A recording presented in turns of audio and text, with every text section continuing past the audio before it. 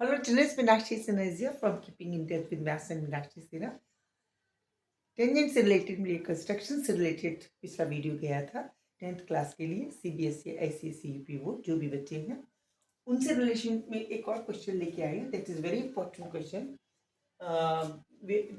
Already we are given PG is the cot PG this is PG not PQ this is PG is the cot of 8 centimeter. PG is given to us is equal to 8 centimeter. PG एक जीवा है जो 8 centimetre दे रखी है of a circle with the radius of 5 centimetre. इसका मतलब अगर suppose इस यहाँ ये वाली चीज इससे मिला दी जाए this will be equal to 5 centimetre. PQ is equal to 5 centimeter. PQ is equal to 5 centimeter. This is given to us. The tangent at point P and Q intersect at T. ये देखिए यहाँ पे point tangent माना ये और ये tangent T पे intersect कर रहा है. We have to find T P. This length is to be determine. ये हमें निकालनी है. इसके लिए क्या करें? इसके लिए क्या करते हैं देखिए ये पूरी कितनी है 8 centimetre. P G is given to us 8 centimetre. It means this will be the half. It means this is suppose this point is R then it means if because PG is equal to 8 centimeter, it means PR will be equal to 4 centimeter. This will be equal to 4 centimeter. And this is perpendicular bisector. This will by virtue will be equal to 90 degree. As OR, this is 5 square. It means OR will be equal to निकाला जैसा 3 centimetre. कैसे निकाला ये देखिए. This is equal to 4 centimeter. Then OR square plus PR square is equal to PQ square. PQ is equal to 5, 25 हो गया. And OR is not known to us. OR is not known to us. And PR is equal to 4 centimeter, that is 16. It means that OR will be equal to 25 minus 16, that is 9 OR square. It means OR will be equal to 3 centimeter. ये हमें पता चल गया. OR आप obtain कर ले. Now we have to find TR. अब देखिए this is 90. Suppose this angle is alpha. Let angle which one POQ POR is equal to alpha. And beta is the complementary. This is 90 and this is beta. Complementary angle alpha plus beta is equal to 90 है. It means the angle RPO is equal to beta. ये beta हो गया. That is beta. Okay. Red pen से बताती हूँ. This is alpha. This is alpha. And this is beta. Red one is alpha and this black one is beta. This is 90. Okay, clear. अब आप देखिए because this whole angle is 90 because this is tangent, but angle TPR is equal to 90 because TP is tangent at P. The whole 90 हुआ. This whole is equal to 90. But alpha plus beta is equal to 90 है. Alpha plus beta is equal to 90. This whole is 90. This whole angle is 90. This whole angle is 90. Out of which this is beta. It means this will be alpha. This will be alpha. This angle will be alpha. Red one. This will be alpha. Okay. This is alpha. Hence this whole, but this whole angle is 90. This is alpha and this will be beta. This will be beta in this triangle. This is 90. This is alpha. This will be beta. अब इस वाले triangle में ले लें, ये beta है, ये पूरा अल्फा प्लस बीटा है, तो ये कितना हो गया अल्फा, ये हो गया अल्फा। ओके, अल्फा बीटा की बात हो गई। ये एंगल अल्फा, ये एंगल अल्फा, ये बीटा, ये बीटा। Okay, clear. ओके, अब देखिए एंगल सिमिलरिटी हो गई, all angle similarity. Triangle T P O is just similar to triangle ORP and also similar to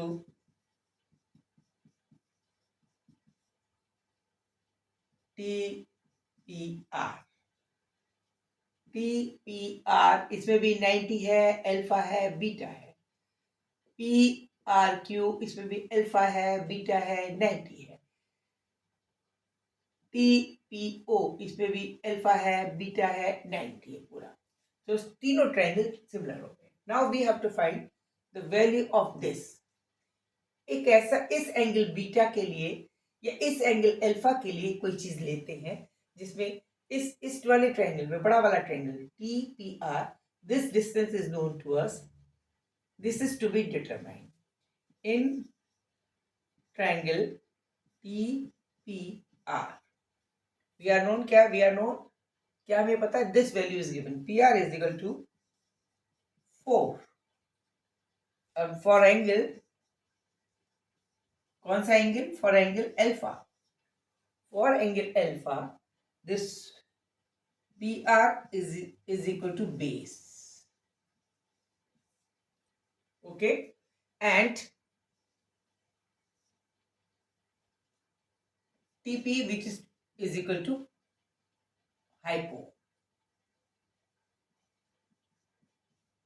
hypotenuse, correct, बिल्कुल सही। now let us take another triangle जिसमें alpha हो और दो चीज know. in triangle, now in triangle, इस triangle में तीनों चीज पता है, this is 3, this is 5, this is 4।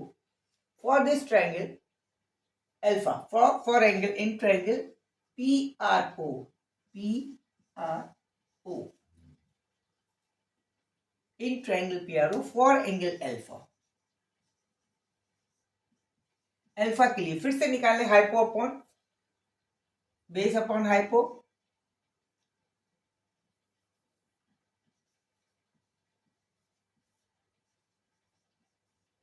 this will be equal to base upon hypo, this will be equal to base is equal to OR upon hypo is equal to 5 is equal to OP। Because ये दोनों triangle similar है, तो base upon hypo for this angle in this triangle will be equal to base upon hypo for this triangle in this triangle, in this triangle।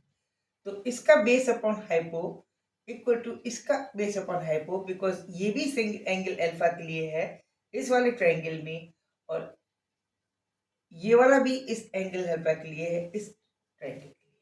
तो hypo base upon hypo बराबर कीजिए, it means base is P R, base upon hypo TP, this will be equal to base upon hypo OR upon OP। Now PR is equal to what? PR is equal to 4, PR is equal to 4 upon TP is to be determined, TP हमें निकालनी है, TP निकालनी है, this is equal to OR, OR is equal to 3, OR is equal to 3 upon OP, OP is equal to 5, it means TP is equal to 20 upon 3, this is the answer, this is the answer, correct, okay। आसान तरीका था, क्या करना है देखिए, फिर से देखिए, हमने क्या किया, एक छोटा ये ट्रायंगल है, ये हमें इस छोटे ट्रायंगल में this distance already given to us, this is the radius 5 centimeter, this whole chord is 8 centimeters, so that half will be 4. This is also known, this is determined, this can be obtained by calculating on the basis of Pythagoras. Pythagoras से निकाल सकते हैं, ये हमने निकाल लिया। इस छोटे ट्रायंगल में everything is known to us. If we are assuming this angle is alpha, इसको हम अल्फा मानते हैं, तो इसके लिए ये हो गया बेस, ये हो गया हाइपोटेन्यूज, ये हो गया परपेंडिकुलर। अब नाउ हमें ये चूंकि अल्फा है, ये बीटा है, ये 90 है, ये और alpha plus beta is equal to 90 है कॉम्प्लीमेंट्री, ये पूरा 90 है, जिसमें जब ये बीटा हो गया तो ये अल्फा हो गया, ये वाला एंगल। जब ये वाला एंगल अल्फा हो गया तो इस वाले ट्रायंगल में, इस वाले ट्रायंगल में, इस वाले ट्रायंगल में ये अल्फा हुआ, ये ऑटोमेटिक 90 है ही है, तो ये बीटा हो। अब हम एंगल अल्फा के लिए, यहाँ पे हमें सब चीज पता है अल्फा के लिए, और इस एंगल अल्फा के लिए इस वाले ट्रायंगल में P P R, this is hypotenuse and this is base. Base is already known, base is known to us, but perpendicular is not known to us, so that we will not use the case of perpendicular. We have to use known and which is to be determined. दो चीजें लेनी पड़ती है, जो निकालना है वो और जो एक पता है वो। निकालना ये है, टीपी ले लिया, निकालना है दिस इज हाइपो, और पता कौन सा बेस, तो वो निकाल लिया। उसके बाद जो रेशियो बेस अपन हाइपो का, हाइपो अपन बेस भी कर सकते थे, आंसर एक ही आएगा।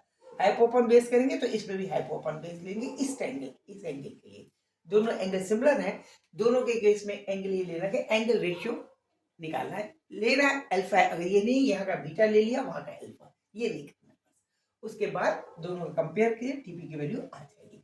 इसमें अंदर हाइपो अपन बेस हमें पता है, इसके अंदर हाइपो अपन बेस हमें बेस पता थी, हाइपो नहीं पता, हाइपो हमें निकालना, वो दोनों बराबर करके हमने इसको निकाला है। This is the value of the, this is the way. उसके अलावा मैं आपको दोबारा बताना चाह रही हूँ, पिछले उसमें वीडियो में मैंने आपको कैसे बताया था कि कैसे आप टेंजेंट ड्रॉ करते हैं, वो एक बार दोबारा रिवाइज कराना चाहती हूँ। एक सर्कल है, उसके आउटर सर्कल से जब कभी हमें टेंजेंट ड्रॉ करनी होती है तो इसको इससे जोड़िए, उसके बाद इसका बाइसेक्टर कीजिए।